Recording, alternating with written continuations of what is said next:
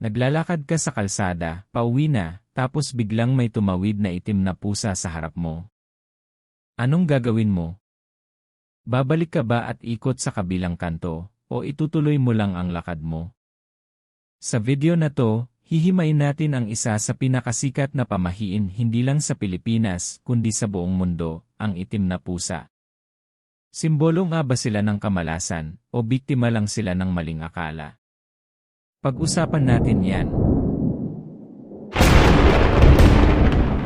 Saan ba nagsimula ang malas?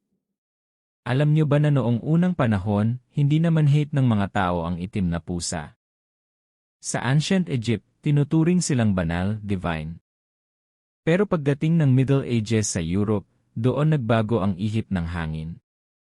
Naiugnay sila sa mga witches o mangkukulam. Sabi nila, ang mga itim na pusa raw ay mga reway ng mga witch, o kaya naman, yung witch mismo na nag-transform para hindi mahuli.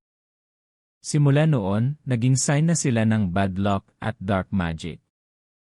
Nadala natin yang paniniwalang yan hanggang ngayon dito sa Pinas. Ang Pinoy version ng pamahiin. Dito sa atin, ang common na sabi ni Lolo at Lola, kapag may tumawid na itim na pusa sa daan mo, huwag mo nang ituloy ang lakad mo dahil may sakunang mangyayari. Minsan, kailangan mo pa raw mag-antanda o kaya ay mag-iba ng ruta. Pero isipin mo, paano kung yung pusa, pauwi lang din pala sa kanila kasi gutom na siya? Na-traffic ka na, na-late ka pa sa trabaho, lahat yun dahil lang sa pusang gustong kumain.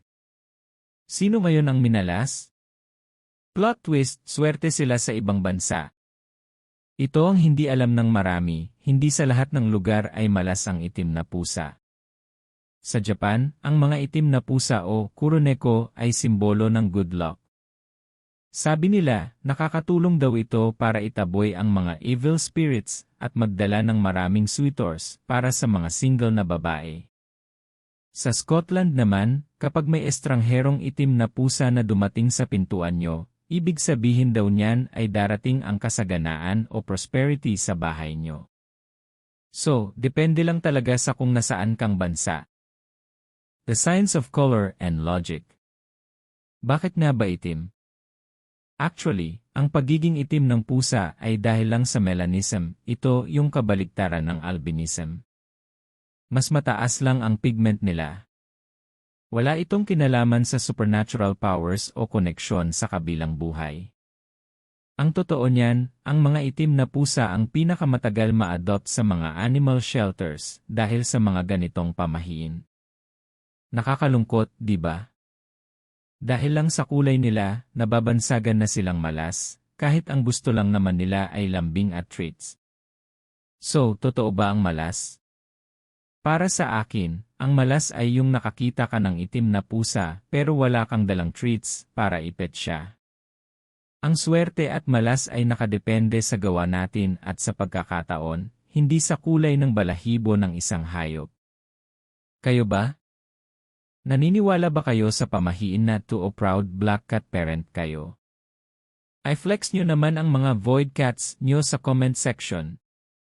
Kung nagustuhan nyo ang video na to, huwag kalimutang i-click ang like at mag-subscribe para sa mas marami pang Pinoy urban legends at loidia. At huwag matatakot sa pusa, mas matakot ka sa deadline mo. Bye!